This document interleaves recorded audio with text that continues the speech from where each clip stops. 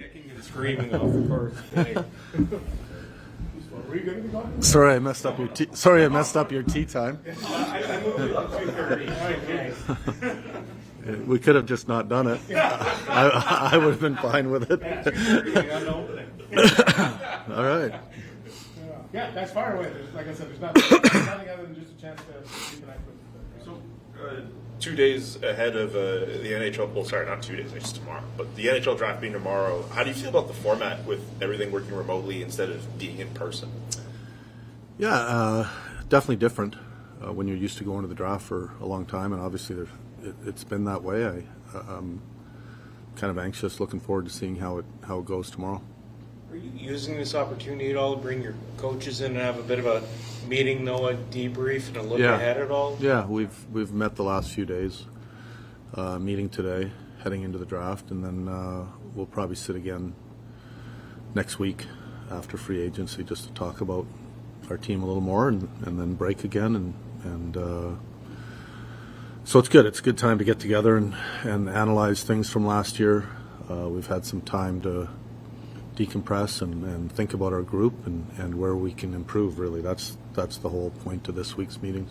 Not to go back to the draft, but like, what are some things you enjoyed about being on location and maybe meeting a prospect in person versus what you'll miss from working remotely? Yeah, I think you get to see a lot of people, a lot of friends around the league. The coaches' conference is there, so that was always something you look forward to. But as far as coaches go, there's not a whole lot going on for us to do at the draft, but it is a nice time where everyone gets together in one place and you run into a lot of people, and it's always a lot of fun. Sit in on meetings, or do you have any input on players, prospects? Draftables? Yeah. No. I pop in and bring in some Timbits and wish them luck. Do you have any conversations with Steve, like if he's talking about acquiring a player or anything like that? Yeah, Steve and I have a great working relationship. We talk daily, 2-3 times a day about things, and it's the same thing during the season, and obviously leading up to July 1, where we talk a lot, but that's nothing new for us. When you walk in those meetings, how big's the Timbit box? Well, I brought a 20-pack today, and it was not near enough. Yeah, they don't have 40s. Assorted flavors? What are you talking? Assorted. Yeah. Okay. Obviously, we've focused a lot about Claude Giroux and him waiting on whatever that contract will be like. Yeah. Can you put into words how important he is to your locker room dynamic and how much the players look up to him? Yeah, I mean, I think, I hear it. I was guessing I'd be asked about G today, and I think every team probably has someone, 1, 2, 3. Some teams have more guys that are being talked about, and G's been a great player for us. From a coach's standpoint, I want him back. I also understand the business side of the game. G's been here through 3 years now of watching the team grow, and I'm just hoping G wants to be back and is back, and hopefully they figure things out. And again, that's between him and Steve, but hopefully, like I said, he's enjoyed his time here. He's enjoyed where we're going, and wants to be back, and I want him back. You've sat where he's sitting right now as a player trying to negotiate. As a player, he probably understands. Like, he's been through this stuff. My negotiations were a little different than G's, I can tell you that. But you know what I'm saying. Yeah, no, I do, and that's where I don't try to. I've seen it for a long time where players they get to that point, and G's at the point in his career where he's played a long time. He's been a great player in the league, and he's still a good player. And he's got decisions to make. From a coaching standpoint, I've had great discussions with G over last season. I know how bad he wants to win, and I think he's proud of where the team has gone. And my hope is that he wants to continue down the path of pushing our team to be better and be a Senator. Some of the things that you learned over last season as a coach? You know, I know you talked about being reflective and always kind of analyzing your own coaching and how to improve. Like, what are some things that stand out? Well, I think you just learn a lot without knowing it, and you know, the one thing I find myself saying a lot about our team just over the last 2 months since the season ends, where people ask you about your team or your season.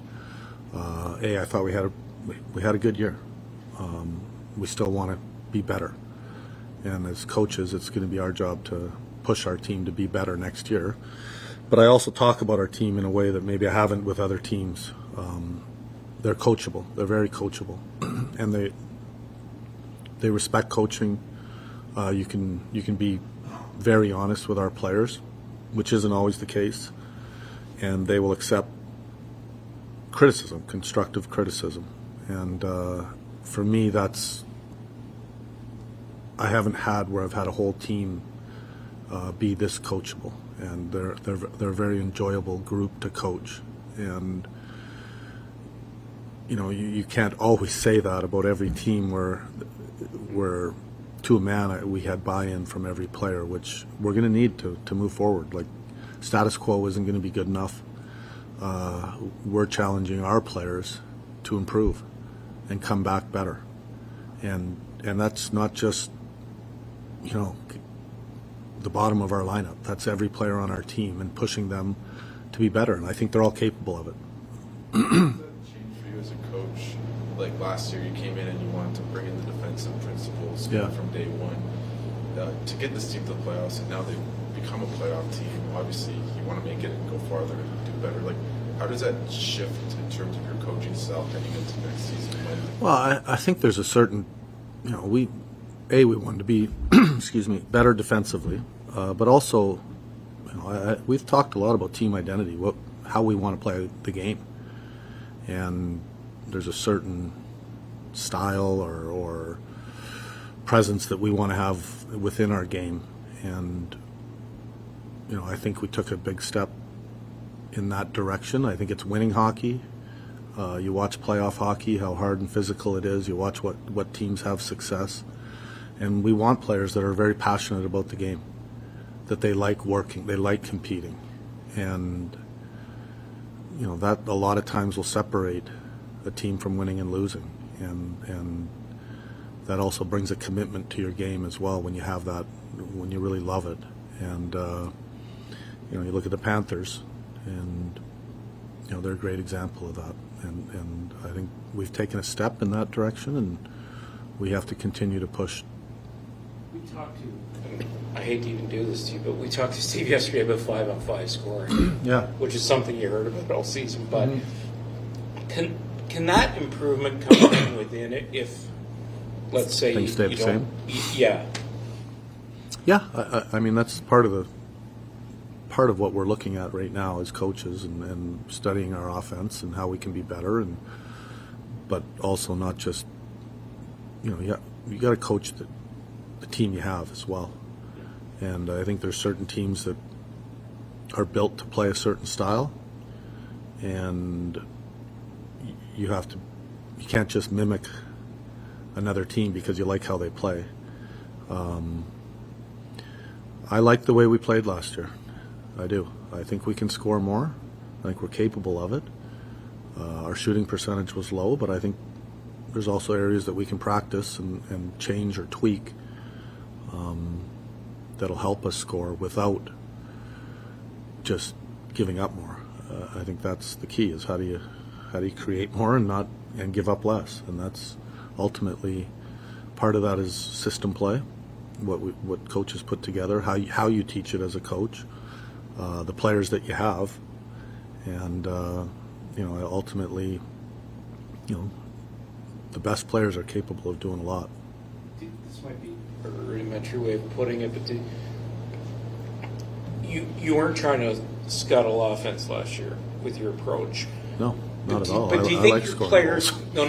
But do you think your players got caught up in trying to play defense? Not at all. No. We played good hockey, like sound 200-foot hockey. I think, you know, I don't think the Florida Panthers go into games saying we're just going to try to defend. They're just playing good, strong, solid hockey, and that ultimately wins. You can't just say, hey, we're going to try to win 6-2. You know, every coach is going to talk about playing a 200-foot game.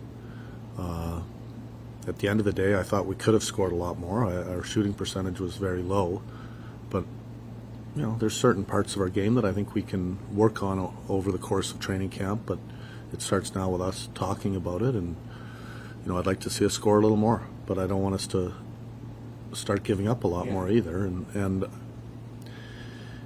you know, it's no coach sits there and says, hey, I just want to play defensive hockey. Like, we are not doing that. We want to play a 200-foot game, a committed game, a fast game, an aggressive game. We want to defend hard. We want to score a lot of goals. And, you know, part of that is, do our guys have to change their game? I don't think so. You know, we maybe didn't blow the zone quite as much as they did years past. But that's, you know, some teams play that way, some teams don't. You know, you look at the 4 teams that, you know, made the Final Four, the semifinals, and they all had a little different look to them. You know, and there's not one way to play that wins, but I do know the team that's been to the finals the last 3 years has had success playing a certain way, and yet the team that's lost in the finals, they've had a hell of a year too, and they play a little bit different game than Florida. So it's maximizing what you have in your room. I know players are ultimately going to dictate where they play in the lineup, but I'm curious about what you think with Fabian Zetterlund now that you've seen him play the games he got in the regular season and the playoffs, and he's signed for the next couple of years. What do you think his fit and role is with this team, knowing what you've seen of him already? Well, I like him as a player, first and foremost. I think he's a good hockey player. Glad that he signed. I think he played well for us. Gives us just another option. I'm definitely not going to sit here today and say I forecast him playing here. You know, our whole team, if I'm being honest, like I probably know who our top 3, who our centermen are. I don't have any real combinations. You know, I liked the Amadio Greg line last year, but maybe that changes. I want to see all our players come back better, including him. I want to see improvements in his game. He's going to dictate how much he plays and where he plays, much like any other winger. Drake's going to dictate where he plays. Brady's going to dictate where he plays. You know, but I want to see improvements first and foremost, and I think any coach will tell you he hopes he has 12 to 14 hard decisions to make come training camp, and you want to have options. You also hope maybe there's a young player that makes big improvements over the summer and surprises us. So, you know, I just want a lot of good players that can play anywhere. And where he plays, he'll tell me where he plays or how much he plays. Sorry, because it's the draft and Yakimchuk was chosen first last year. Yeah. How can this year have helped him and what he was able to accomplish in training camp last year? Because you easily could have kept him. Yeah. Sending him back was the right thing, but you also could have easily kept him. How will this 12-month span or 10-month span have helped him? Well, another year of growth, hopefully getting stronger. He definitely surprised us last year in training camp. And I hope we see similar, you know, production or play out of him, which forces our hand to make a hard decision. You know, going back to junior in that 19-year-old year after having such a good camp probably was a little difficult at the beginning for him, is my guess. But I know he's had good direction from the people around him, messaging what he needs to work on, what it's going to take to play at the next level. And, you know, he's one of those guys that I'm excited to see where he's at as far as his training, how he's changed, how strong he is. That's going to, you know, a lot of these decisions that you have to make, it comes down to the player putting in the work and how committed they are. And I think he's due to come into town here soon. I'm excited to see where he's at. And he'll kind of tell us where he is maturity-wise, and then you're going to have to see him on the ice. The expectations for you guys last year was to make the playoffs. You accomplished that goal. Where would you say expectations are in your mind now for this team? Yeah, I mean, I don't even know last year if we actually sat here and said that was our expectation. I think last year our goal was expectation was to get better, improve, make our team more competitive, and goal was to make the playoffs. And really, that isn't changing. Like, we need to be better first and foremost, and that starts with the players coming back. I've kind of said before, there's 3 ways of getting better, and you have free agency, you have young guys making the team, and you have the players on your team improving. And I think, the onus is going to flip still to the players to get better and put the work in. You can go through our lineup, and I think every player is capable of getting better, minus a couple guys. A couple of the older guys, we know what they are. They've been in the league a long time. It's up to them to still improve their game and their quickness. And, you talk about David and G, and, but even Shabby's been in the league a while. I expect Shabby to be better next year. Put in the work, come back a better hockey player, and because that's how we're going to get better. What's the challenge, I guess, for you as a coach? Like, the team is quite young. Like, looking at the playoffs, most of the players first time. Yeah. What's that challenge of trying to, win for the now, but also develop those guys where they do take the next step forward as well? Well, I think the challenge just is that communication level of and buy-in from your players. And I've said it before, they're coachable and they want to win. And I do believe that through talking to them, Jeremy having conversation with them, or right now in the off season, what can you do to be better? And it's get your body ready to improve, and that's getting stronger. And for some guys, it's still working on certain parts of their game on the ice, and that takes a commitment. It takes hard work, and it's not just going to the gym for 2 hours and then going golfing the rest of the day. Like, if you want to be great, and be great in the off season. Don't just come to training camp and get ready to go. Last year, I think you went to the World Championships and met up with Kachuk. Have you done anything like that this summer? I've talked to most of all our players, met with them at the end of the year, then did follow-ups 2 to 3 weeks later. Sometimes at the end of the year it's so fresh that I think it's not as productive.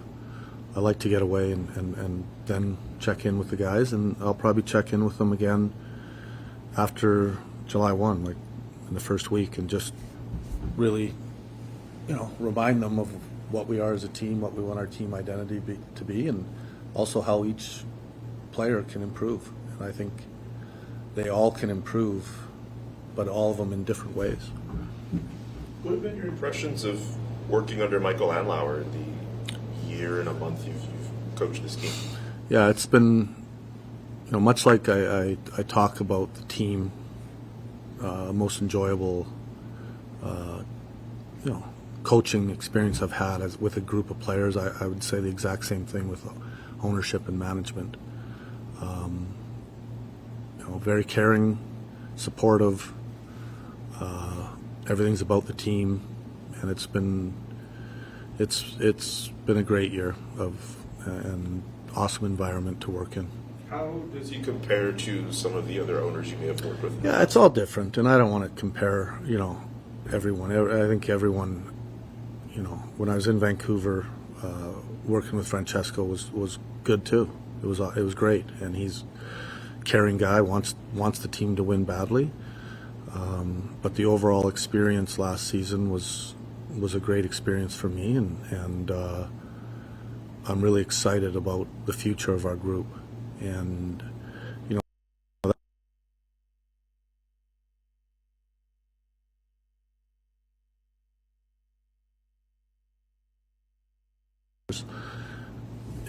and you can hear it with other organizations.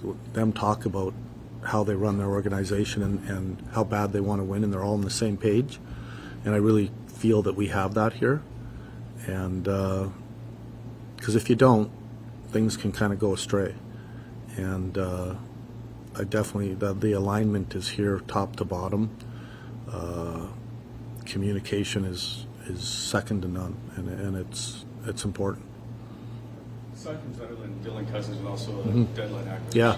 What do you need to expect to see from him next year? What's the progression? Yeah, I think he's another good example of a player that can improve. I mean, he showed glimpses of being a dominating player. It's always different when you come in to a new organization, especially that first time that you're traded. That one usually leaves a mark, and you're never quite yourself. And I think I felt that way with Dylan a little bit. I thought he played well for us. I think he'd agree there's probably still another level. And you saw, like I said, he had games where he was dominant. And, I'm hoping that we see another step from him. And he's not the only guy. Like, I think from Timmy to Brady all the way down, even Sandy, like all those guys, Linus, everyone can improve and have a better season next year, and that's going to be a big part of us improving. Okay. Yeah.